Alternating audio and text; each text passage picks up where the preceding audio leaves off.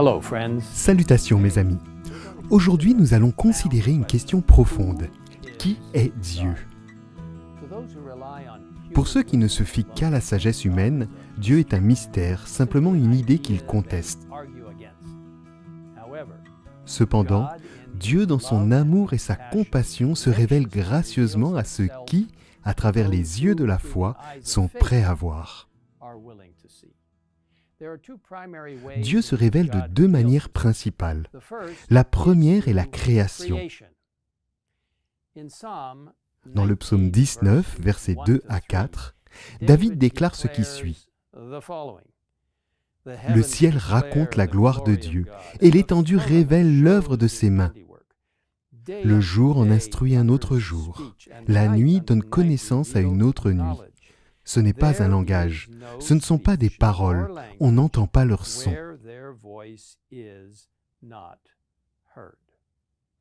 Pour ceux qui sont prêts à voir, la main du Créateur est visible dans toute la nature. Des étoiles dans les cieux, aux créatures des profondeurs de la mer, on peut clairement voir son incroyable conception. La deuxième manière par laquelle il se révèle sont les Écritures.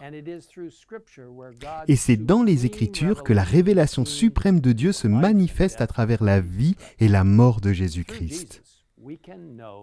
C'est par Jésus que nous pouvons connaître le Père. Dans 1 Jean 5, verset 20, nous lisons « Nous savons aussi que le Fils de Dieu est venu et nous a donné l'intelligence pour connaître le vrai Dieu. » Et Jésus lui-même a dit « Or, la vie éternelle, c'est qu'ils te connaissent, toi, le seul vrai Dieu, et celui que tu as envoyé, Jésus-Christ. » Lorsque nous cherchons à connaître Dieu à partir de la Bible, nous ne pouvons pas nous placer au-dessus de lui et le traiter comme un objet à étudier, à analyser, à quantifier. Nous devons nous soumettre à l'autorité de sa propre révélation, la Bible. Et la Bible est son propre interprète puisque nous comparons les Écritures entre elles. Il est important de garder à l'esprit que la Bible ne prouve pas l'existence de Dieu, mais la présuppose comme l'indique son début. Au commencement, Dieu créa le ciel et la terre. L'une des façons dont la Bible se révèle est par les noms et les caractéristiques qu'elle y contient. Son nom est saint et redoutable, lit-on, dans Psaume 111, verset 9. Dans l'Ancien Testament, écrit en hébreu, nous trouvons de nombreux noms qui nous aident à comprendre qui il est. El et Elohim signifient Dieu et révèlent sa puissance divine. Elyon signifie Dieu et haut, et Adonai signifie Seigneur ou Maître. Le nom El Shaddai signifie Dieu est puissant. Le nom Yahweh souligne la nature autonome de Dieu et sa fidélité. Dans le Nouveau Testament, Jésus utilise le nom de Père pour amener à une relation plus étroite et plus personnelle avec Dieu. Les activités de Dieu nous donnent également un aperçu de qui il est. Dans Hébreux 1, verset 3, nous voyons qu'il soutient tout par sa parole puissante. Et dans de nombreux passages, nous le voyons comme notre Rédempteur. Ésaïe 46, verset 11 et Jérémie 29, verset 11 nous rappellent que Dieu fait des plans et selon Ésaïe 46, 10, il déclare dès le début ce qui doit arriver. Il bénit son peuple comme le révèle Deutéronome 15, verset 6. Et il est fidèle et juste pour pardonner les péchés lorsque nous les lui confessons comme promis dans 1 Jean 1, verset 9.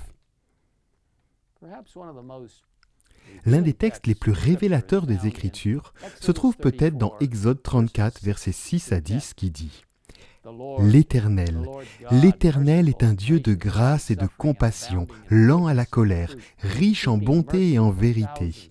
Il garde son amour jusqu'à 1000 générations. Il pardonne la faute, la révolte et le péché. mais il ne traite pas le coupable pour innocent.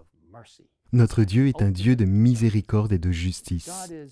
Dieu existe par lui-même, car il a la vie en lui-même, comme nous le lisons dans Jean 5, verset 26.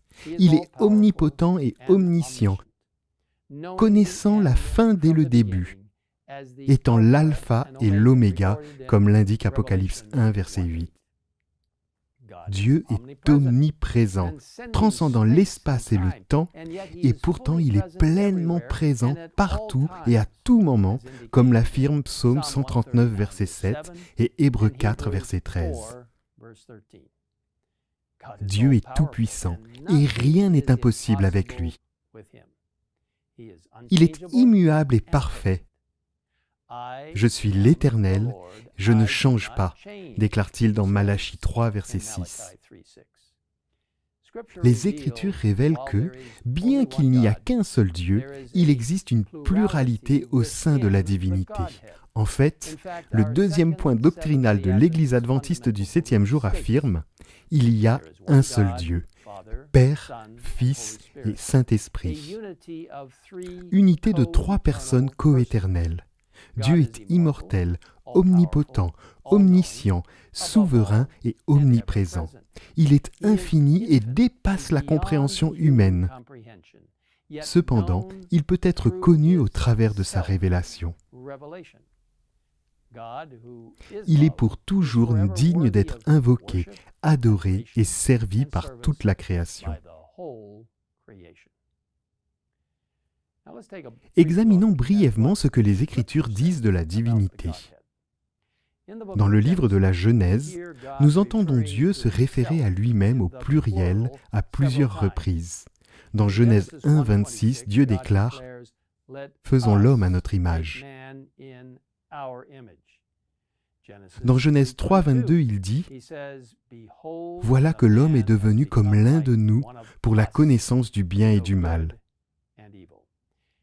Dans Genèse 11, verset 7, nous entendons Dieu dire « Allons, descendons ». Certaines références font spécifiquement référence au Saint-Esprit, comme dans le récit de la création où nous lisons dans Genèse 1, verset 2, « L'Esprit de Dieu planait au-dessus de l'eau ».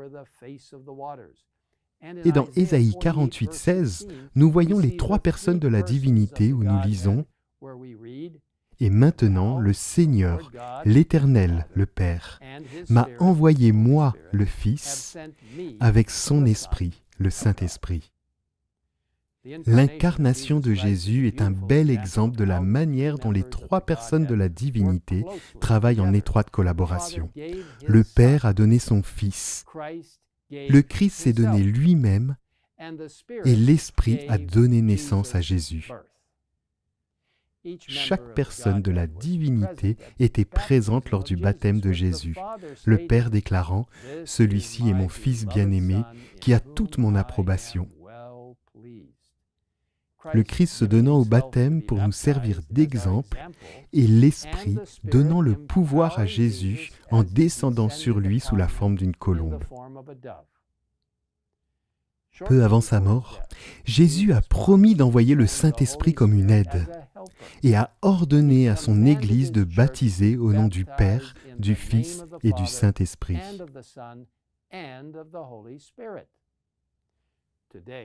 Aujourd'hui, le Père et le Fils nous rejoignent par l'intermédiaire du Saint-Esprit. Jésus a dit « Quand sera venu le défenseur que je vous enverrai de la part du Père, il rendra témoignage de moi. » Et dans 2 Corinthiens 13, verset 13, nous trouvons cette belle bénédiction. Que la grâce du Seigneur Jésus-Christ, l'amour de Dieu et la communion du Saint-Esprit soient avec vous tous.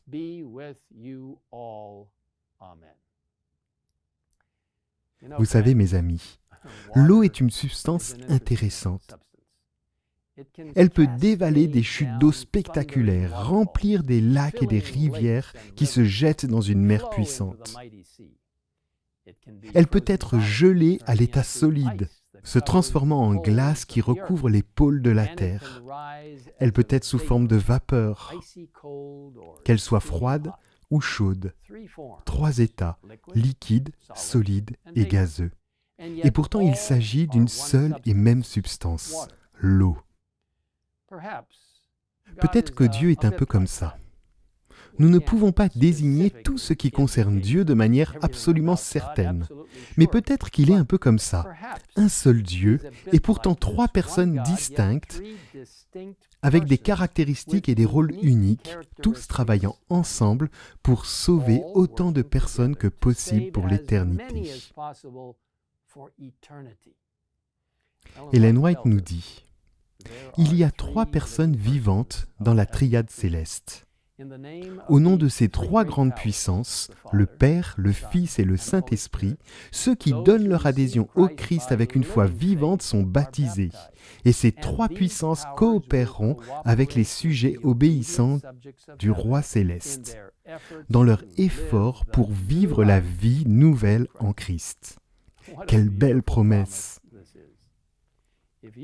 Si vous souhaitez en savoir plus sur qui est Dieu, vous trouverez de nombreuses ressources utiles sur adventist.org/beliefs. Quel réconfort de savoir qu'il y a vraiment un Dieu dans le ciel qui nous aime, qui est mort pour nous, qui nous réconforte et nous guide, et qui, un jour très proche, reviendra pour nous emmener vivre pour toujours avec lui. Remercions-le ensemble. Père Céleste, merci pour la merveilleuse façon dont tu travailles si étroitement avec Jésus le Fils et le Saint-Esprit, en tant que tête divine, 3 en 1.